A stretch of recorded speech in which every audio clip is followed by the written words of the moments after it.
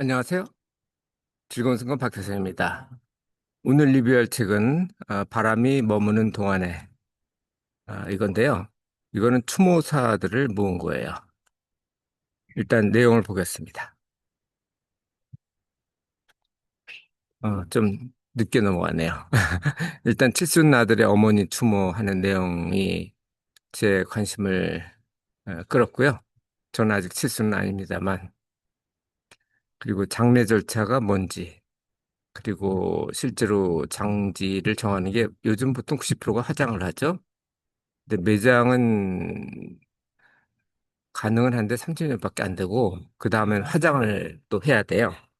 그래서 결국은 화장이 될 수밖에 없습니다. 이 칠순 아들은 아마 50대 어머니가 돌아가신 모양이에요. 그때 유품을 다 태우면서 일기장, 어머니 일기장하고 노인대학 학생증, 그거를 남겼다고 합니다. 그래서 어머니가 그리울 때마다 학생증에 있는 사진을 보고, 그리고 손글씨, 일기장은 손으로 썼겠죠. 당연히 그 칠순 아들의 어머니였으니까 그분이 이제 일기장에 여러 내용을 했겠죠. 감자 농사를 지으면서 허리가 끊어지려고 그러면은 그리고 배도 고프겠죠. 그랬던 내용. 그게 뭐 그때 썼던 건 아니겠지만 나중에 기억을 하면서 일기장에 썼을 겁니다.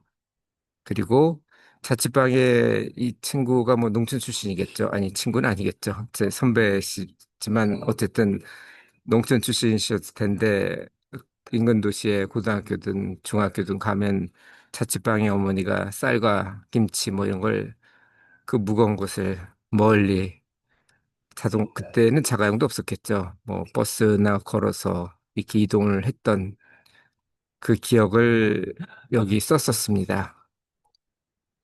요즘에는 그 부고 대신에 조문부를 많이 한다고 그래요. 뭐 한 6면이나 8면 정도 그를 보통 3일장을 하니까 8시간 이내에 뭐 몇백 부 필요한 만큼 한다고 합니다. 근데 그보다 더 좋은 거는 사실 자서전이죠.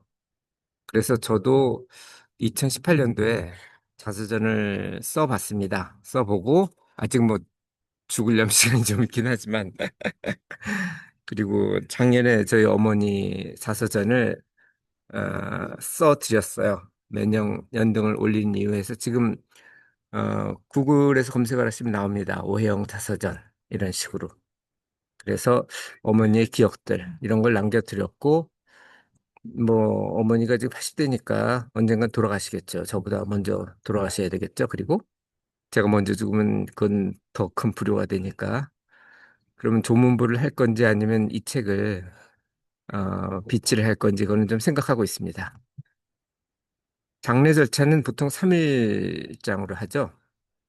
그런데 첫, 첫날이 아주 바쁩니다. 뭐 빈소 마련하고 부고하고 그리고 두 번째 날은 이제 어디로 마련할 건지 그리고 뭐 염습, 조문객 맞이 이런 것들하고 마지막으로는 이제 발인을 하죠. 사흘 동안 매일 제사를 드리고요.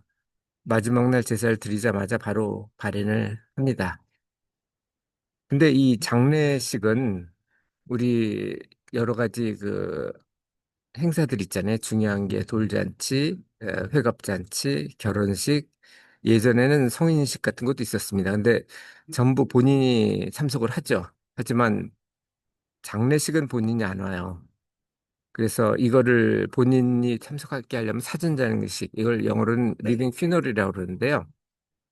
그 지인을 초대해서 같이 어, 일종의 축제 형식으로 진행할 수도 있을 겁니다. 물론 뭐 거의 평균 수명 이상 사셨거나 아니면 시한부 선고, 뭐 암 환자인 경우는 그럴 수 있겠죠.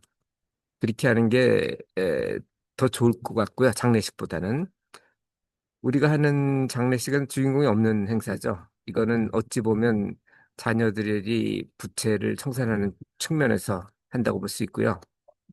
이렇게 되면 결국은 장례업자가 칼자를 쥐게 돼 있어요. 시간이 없기 때문에 수의나 관이나 장지 뭐 이거는 장례업자가 부르는 걸 그대로 따를 수밖에 없는 또 불효라는 생각도 할 수 있고요. 그래서 사전에 준비하는 게 더 좋을 것 같습니다. 참고로 법정 스님 같은 경우는 가장 좋아하는 옷, 그게 승복이겠죠.